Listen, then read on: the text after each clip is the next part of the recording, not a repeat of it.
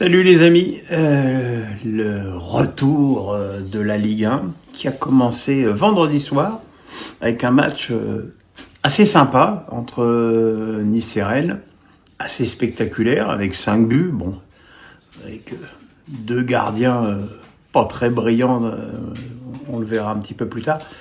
Mais la première chose, c'est comment peut-on oser offrir une pelouse de cette qualité à un match de Ligue 1 dans une grande ville comme Nice, dans un grand stade comme l'Allianz Riviera.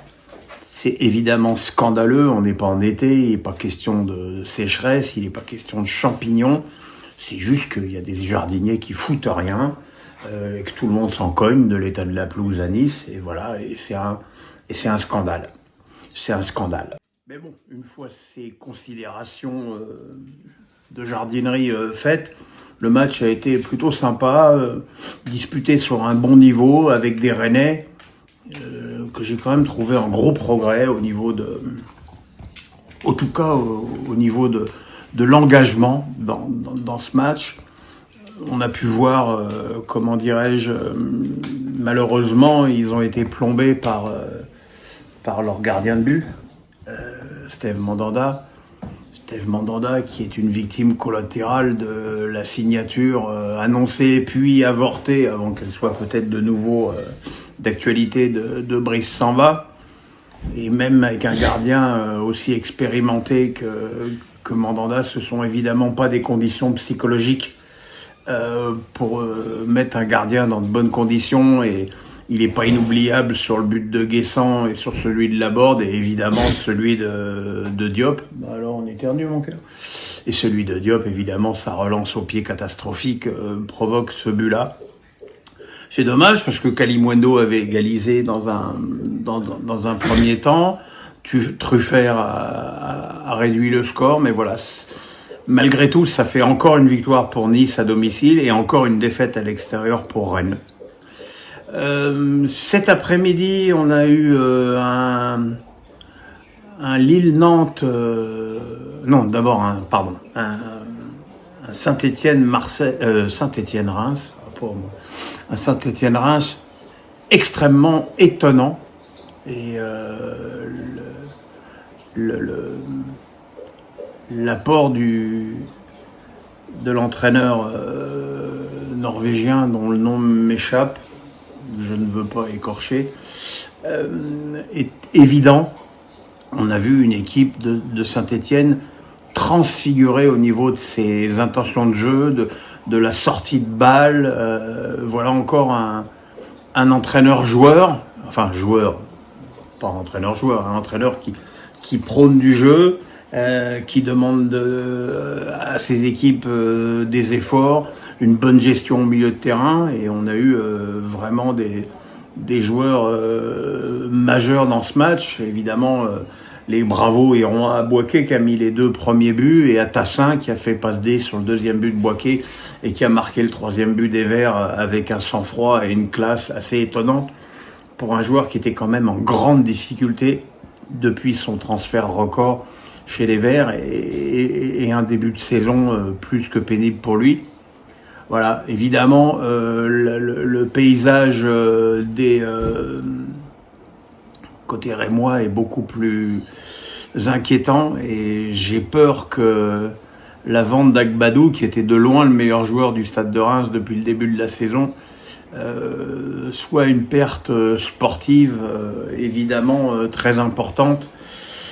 Et voilà, bon, évidemment 20 millions quand on est un club comme Reims, ça se refuse pas, mais se priver d'un défenseur de cette qualité, c'est quand même très compliqué. Ensuite, on a eu Lille-Nantes.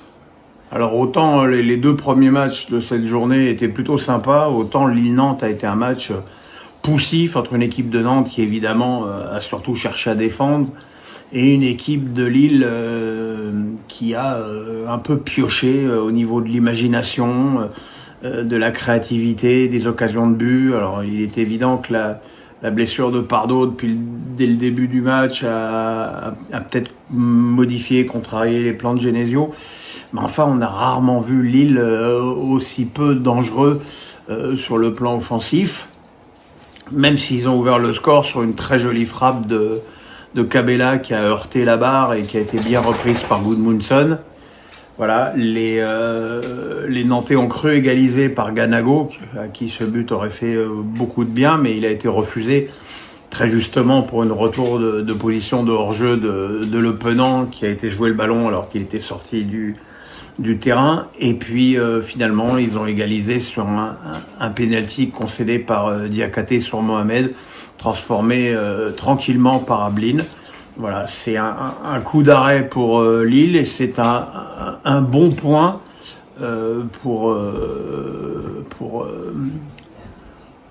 pour Nantes, qui confirme que c'est un adversaire coriace face aux grosses équipes de ce championnat, parce qu'après avoir fait nul à Paris, battu Rennes, eh ben ils ont fait match nul à Lille. Et puis ce soir, Lyon a remporté une victoire inespérée contre Montpellier. Inespérée parce que très franchement sur l'ensemble de ce match, les Montpelliérains ont certainement sorti leur meilleure prestation depuis le début de la saison, une prestation porteuse d'espoir pour le suite, même si évidemment il y a encore une défaite au bout et que dans leur situation c'est évidemment dramatique. Mais les Montpelliérains se sont créés beaucoup d'occasions dès le début de match, avec une frappe exceptionnelle de Ferry sur la lunette de la barre, ou la barre de la lunette, c'est comme on veut, ou barre de la lunette si on veut picoler un coup.